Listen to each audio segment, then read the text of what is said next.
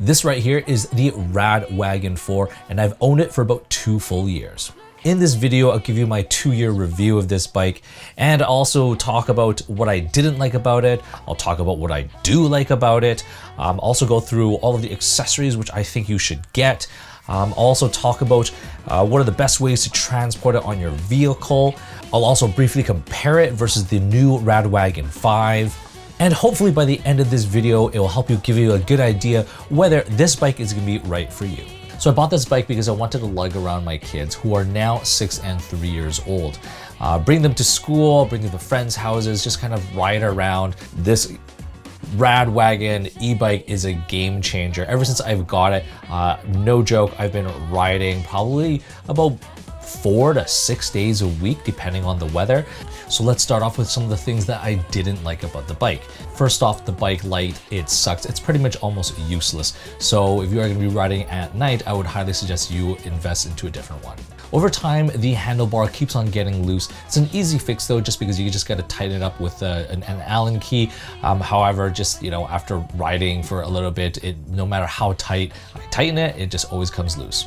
There's no front shock, so you literally do feel everything. It's not too terrible, but if you do attach things onto your handlebars, such as a cup holder, your drink is going to spill.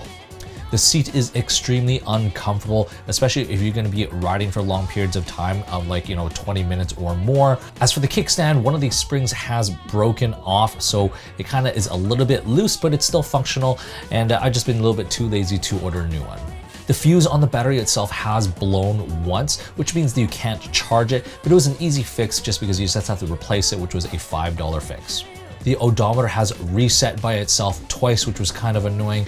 The first time was when the fuse blew. The second time, it just randomly just reset to 0. Now, those are all just a bunch of minor things I didn't like about the bike, but there are some really, really good things that I do love it that definitely outweigh the cons. Number 1, I love the fact that I can transport both of my kids wherever I need to go. Number 2, I love how I can strap on many different accessories and things and items onto the caboose. I've done, my kids' bike on there. I've attached an umbrella stroller. I've attached camping chairs. It's just, it's quite versatile in, what I can carry on this bike. And lastly, I just love all the compliments I get wherever I go with it. Everyone just comments like, oh, what a cool bike that is. And that's awesome. You can, haul your 2 kids or haul your stuff. It's cool. Now let's get into the must-have accessories. Number 1, a front basket is a must. I put my cooler on there, put my kids' backpacks in there, put my jacket, I don't know, just anything. Number 2, this cup holder. I absolutely love this cup holder. I can throw my beer in there, my smoothies, my water bottle, pretty much just whatever, and it's fairly sturdy.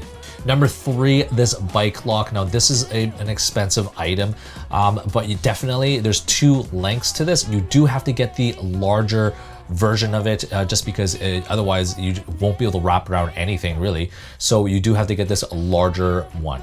And again, I'll put the link in my description below.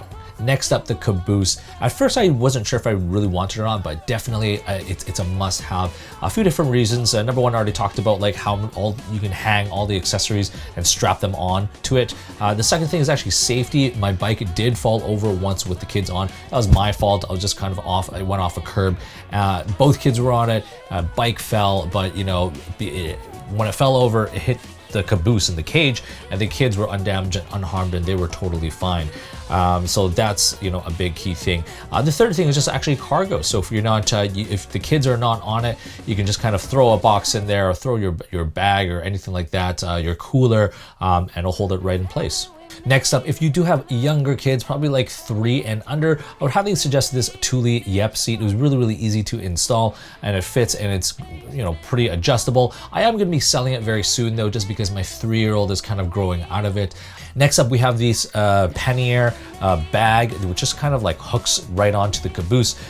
Definitely a must-have, just because when I go pick up the kids, sometimes they'll have artwork or different things, or they don't want to wear their hat or their jacket. I just shove it all into this bag. And lastly, I got this little cheap bike cushion from Amazon. Next up, let's quickly talk about how to transport it. I got this Black Widow double dirt bike carrier. It's meant for motorbikes, but it fits the Rad Wagon 5 perfectly, and you can actually hold on other e-bikes as well, such as the Rad Runner Plus. It comes with a very sturdy ramp, which makes it easier that you can just kind of roll it on and off. And yeah, I've just only used it once on a trip up to Whistler, and it was amazing. So I would highly recommend you get this Black Widow Pro dirt bike carrier. It does come in a single or a double. Next up, let's talk about the battery. So stated on their website originally, I think it had a 75-kilometer range on it, and so I did do a test on level 2, and riding on flat ground, minimal wind, not much cargo. I did get close to 68, 69 kilometers, which was pretty good. But I found that if I'm gonna be riding on level 5 with my kids kind of thing, I'm probably gonna get only gonna get 20 to 30 kilometers, which is decent just because, again, I don't need to ride long distances or anything like that.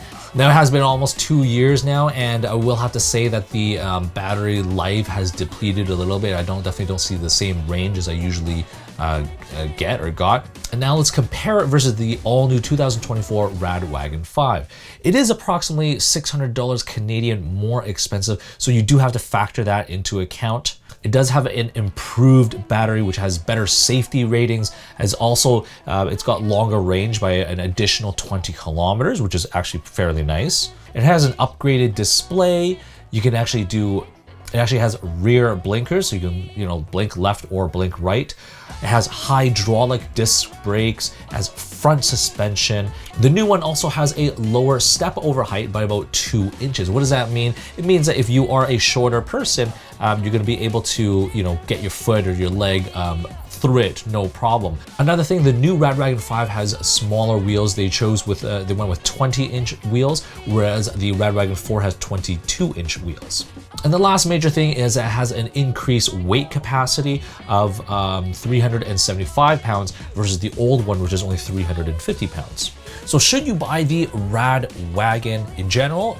Yes, definitely. It is so fun. I absolutely love it. My wife loves it. My kids love it. I definitely think it's a great investment. Now, the big question is whether you're going to choose a Rad Wagon 5 or Rad Wagon 4. I mean, if you got the cash, definitely, I feel like all of the pros of the Rad Wagon 5, I think they're worth it. But however, if you are budget conscious and you want to make sure you don't spend too much money, then the Rad Wagon 4, I mean, I have it, I still love it. I will not be upgrading to the Rad Wagon 5 just because I don't need to. This is totally fine. And yeah, those are my total final thoughts. Anyways, if you've enjoyed this video, please like and subscribe, and definitely don't forget to follow me on Instagram at Desy31.